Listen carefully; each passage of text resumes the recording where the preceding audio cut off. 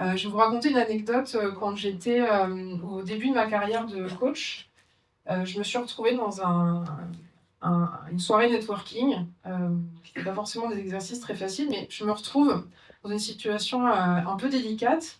J'ai d'un côté une personne qui semblait intéressée par mon travail, par un coaching, OK? Et de l'autre côté, quelqu'un qui faisait de l'accompagnement d'entreprise. Il y a la personne intéressée, donc qui me pose des questions sur mon travail et puis je vois bien que l'autre personne, c'est pas des questions très positives et très constructives, c'est plutôt, je viens voir si tu pas un charlatan, quoi. En mode quand même relativement agressif, c'est-à-dire, voilà, on vient questionner quand même, où tu as été formé, tu fais ça comment et cetera, OK. Puis sur le coup, je me suis dit: «Merde, je peux pas envoyer chier, cette personne-là parce qu'il y a quelqu'un qui est intéressé. Si on me voit en train d'être moi-même, c'est-à-dire de dire: je crois que ça va pas être possible», ça va la faire fuir. J'ai pas tenu très longtemps parce que ça devenait de plus en plus agressif et l'autre je lui ai dit: «Écoute, si c'est pour venir», je sais plus exactement comment je l'ai mentionné, mais si c'est pour me poser des questions, à charge en partant du principe que je sais pas faire mon travail, ça m'intéresse pas.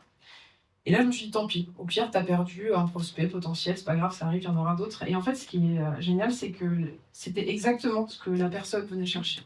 C'est-à-dire la capacité à poser des limites, à dire non et à dire stop quand la personne venait prendre trop de place dans son espace.